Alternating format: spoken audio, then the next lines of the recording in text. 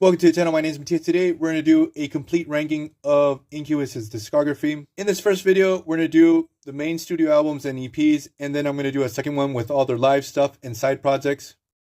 So without further ado, let's get into this. So at number 10, I put Fungus Among Us, their first album. Here we have a band very much in their formative stage. The band's influences are very apparent on this one.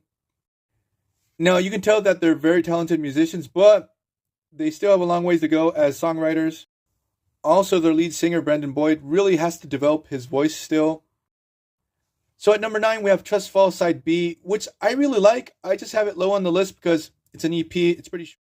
I get the impression that if you fuse together Trust Fall Side A and B and maybe add 2 more tracks, you would have had an awesome album.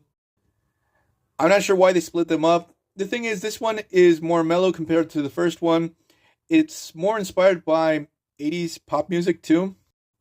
So now let's go to number 8, where I have If Not Now, When, which this album, at least for me, was a real letdown. Here we have a band that comes off as totally uninspired, and the album itself, it's pretty boring. So now at number 7, I put their album number 8 here, and it's an okay album. I feel like, again, I was really let down. There's too much filler on it. It's much better compared to the previous effort that they had, which was If Not Now, When. And the frustrating thing about this album is that when it starts to get interesting, it starts to get traction, it ends very abruptly.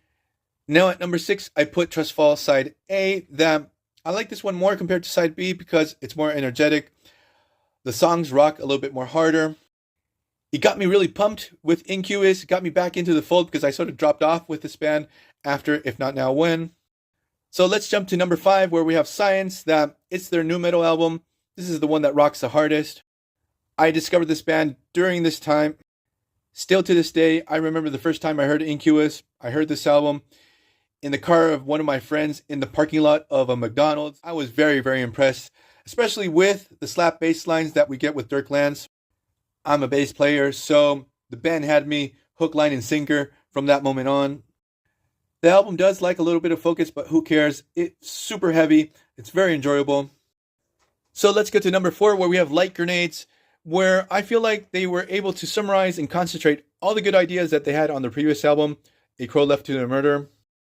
And they were able to give us this really awesome album. I really liked it. Like, it took a while for it to grow on me, but now it's one of my favorites. So let's go to number 3, where we have A Crow Left of the Murder, which this album really shows the true potential of this band. It has some really epic songs with fascinating song structures, killer and crazy guitar solos all over the place. We have a fantastic new bass player in the band during this time, Ben Kenny.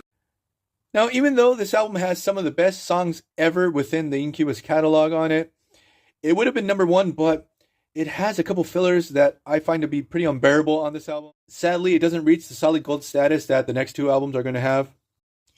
So from this point on, these albums are solid gold, fantastic from front to back. There's no bad tracks on them. And I also have to say that between these 2 albums, they're pretty interchangeable for me. It's hard to put one above the other. So at number 2, we have Morning View. That up until today, I still remember when I bought this album. I bought it at the same time as System of a Down's Toxicity. And the funny thing is that those 2 CDs stayed in my Discman for about a month or 2. I wouldn't listen to any other thing than those 2 albums.